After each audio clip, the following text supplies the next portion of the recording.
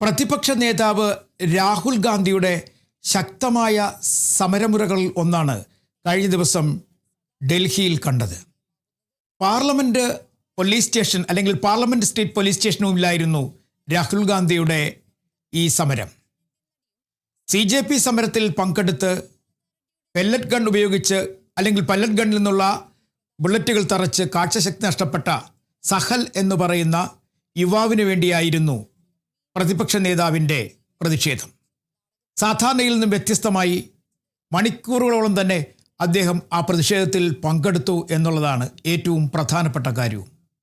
കഴിഞ്ഞ ദിവസങ്ങളിലൊക്കെ കണ്ട പ്രതിപക്ഷ നേതാവിൽ നിന്നും വളരെയധികം മാറി ചിന്തിക്കുന്ന, സമരങ്ങൾക്കൊപ്പം വളരെ ശക്തിയോടുകൂടി നിൽക്കുന്ന ഒരു പ്രതിപക്ഷ നേതാവിനെയാണ് ഡൽഹി കണ്ടത്. സഹലിൻ്റെ കണ്ണിനേറ്റ പരിക്ക് ചെറുതല്ല എന്ന് എല്ലാവർക്കും അറിയാം. കാഴ്ചശക്തി പോലും നഷ്ടമായിരിക്കുന്നു. ജൂലൈ 20-നാണ് ഈ സംഭവം നടക്കുന്നത്. അതിന് തൊട്ടു പിന്നാലെ സഹൽ ഒരാഴ്ച മുമ്പ് പാർലമെൻറ്റ് സ്ട്രീറ്റ് പോലീസ് സ്റ്റേഷനിലെത്തി പരാതി നൽകി.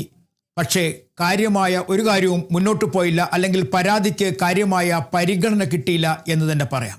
അതിന് തൊട്ടു പിന്നാലെയാണ് സഹൽ തന്നെ നേരെ പ്രതിപക്ഷ നേതാവിനെ കാണുകയും പ്രതിപക്ഷ നേതാവും പ്രിയങ്ക ഗാന്ധിയും ചേർന്ന് അദ്ദേഹത്തെ പാർലമെൻറ്റ് സ്ട്രീറ്റ് പോലീസ് സ്റ്റേഷന് മുന്നിലേക്ക് കൂട്ടിക്കൊണ്ടുവന്ന് സമരം നടത്തിയത്.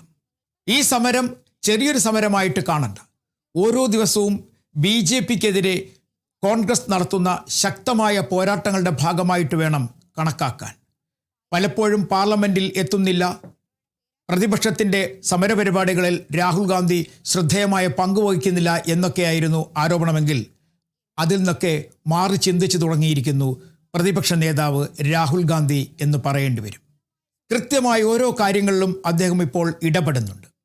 പ്രത്യേകിച്ചും ഈ സമരം നടക്കുന്ന സമയത്ത് പാർലമെൻറ്റിൽ പ്രതിപക്ഷമെടുത്ത നിലപാടുകൾക്കൊപ്പം രാഹുൽ ഗാന്ധി നിന്നതും അദ്ദേഹം പ്രധാനമന്ത്രിയുടെ വീടിന് മുമ്പിൽ നടത്തിയ സർജിക്കൽ സ്ട്രൈക്കുമൊക്കെ എല്ലാവരും കണ്ടതാണ്. എന്തായാലും CJP സമരം കഴിഞ്ഞതോടുകൂടി ശക്തമായ ഒരു പ്രതിപക്ഷത്തെയാണ് ഡൽഹി ഇപ്പോൾ കാണുന്നത്. ഓരോ കാര്യങ്ങളിലും കൃത്യമായി കോൺഗ്രസ് ഇടപെടുന്നു എന്നുള്ളതാണ്. കോൺഗ്രസ് എന്ന് പറയുമ്പോൾ പ്രതിപക്ഷ നേതാവ്.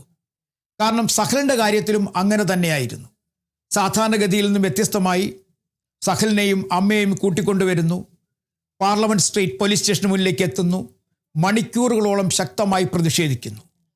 ഒരു പക്ഷേ ഒരു പ്രതിപക്ഷ നേതാവ് പോലും ഇത്തരത്തിൽ ഒരു നീക്കത്തിന് തയ്യാറാകുമെന്ന് നമുക്ക് കണക്കാക്കാൻ കഴിയില്ല.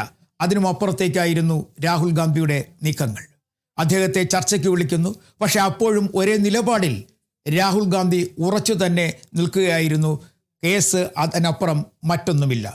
കാരണം പെല്ലറ്റ് ഗൺ ഉപയോഗിച്ചതുമായി ബന്ധപ്പെട്ട് വലിയ തരത്തിലുള്ള ആരോപണങ്ങളാണ് ഡൽഹിയിൽ ഇപ്പോഴും ഉയർന്നുകൊണ്ടേ ഇരിക്കുന്നത്.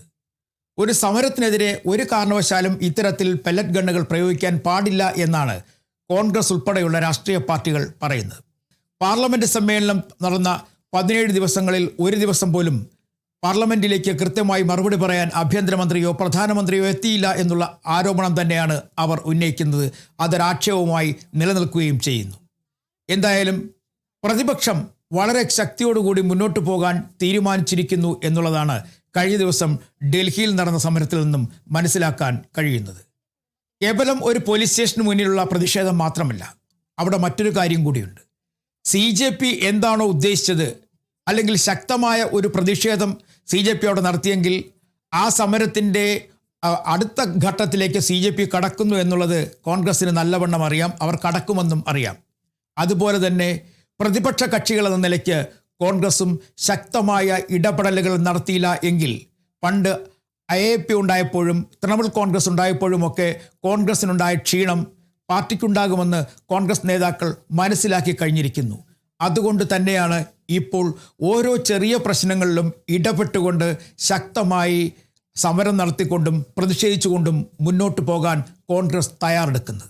അതിൻ്റെ ഒരു ഭാഗമായിട്ട് വേണം കഴിഞ്ഞ ദിവസം പാർലമെൻറ്റ് സ്ട്രീറ്റ് പോലീസ് സ്റ്റേഷന് മുന്നിൽ രാഹുൽ ഗാന്ധി നടത്തിയ സമരത്തെയും കണക്കാക്കാൻ. സമരം അത്ര ചെറുതായി കാണണ്ട. പ്രത്യേകിച്ചും രാഹുൽ ഗാന്ധി കൃത്യമായ കാര്യങ്ങൾ നിരത്തി തന്നെയാണ് പ്രതിഷേധങ്ങൾ ഇപ്പോൾ ഉന്നയിക്കുന്നത്. പല കാര്യങ്ങളിലും അദ്ദേഹത്തിൻ്റെതായ പ്രതിഷേധങ്ങൾ ഉയർത്തിയിട്ടുണ്ട്, ശക്തമായ സമരങ്ങൾ സംഘടിപ്പിച്ചിട്ടുമുണ്ട്. ഇനിയും ശക്തമായ പ്രതിഷേധവുമായി മുന്നോട്ട് പോകാൻ തന്നെയാണ് കോൺഗ്രസിൻ്റെ തീരുമാനം എന്നുള്ളതിൻ്റെ ഒരു സൂചന കൂടിയാണ് പാർലമെന്റ് സ്ട്രീറ്റ് പോലീസ് സ്റ്റേഷന് മുമ്പിൽ ഈ പ്രതിപക്ഷം നടത്തിയ സമരത്തെ കണക്കാക്കാൻ. CJP ഇന്ത്യയിലാകമാനം വലിയ തരത്തിലുള്ള പ്രതിഷേധങ്ങൾ സംഘടിപ്പിക്കാൻ ഒരുങ്ങുന്ന സമയത്ത് തന്നെയാണ് കോൺഗ്രസും പ്രതികരിക്കാൻ തയ്യാറെടുക്കുന്നത്.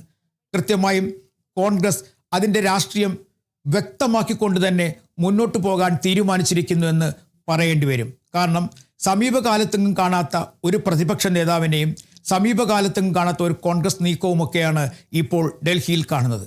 അതിൻ്റെ ഫലങ്ങൾ ഇനി വരാൻ പോകുന്ന തെരഞ്ഞെടുപ്പിൽ കണ്ടാൽ കോൺഗ്രസിൻ്റെ മാറ്റങ്ങൾ വ്യക്തമാകും എന്നുള്ളത് ഉറപ്പാണ്. പ്രത്യേകിച്ചും ഉത്തർപ്രദേശിലും പഞ്ചാബിലുമൊക്കെ തെരഞ്ഞെടുപ്പ് അടുത്തു കഴിഞ്ഞിരിക്കുന്ന സാഹചര്യത്തിൽ കോൺഗ്രസ് ഇത്തരം പാതകൾ സ്വീകരിച്ചുകൊണ്ട് അല്ലെങ്കിൽ ഈ രീതികൾ സ്വീകരിച്ചുകൊണ്ട് മുന്നോട്ട് പോകാൻ തന്നെയായിരിക്കും അവരുടെ തീരുമാനം.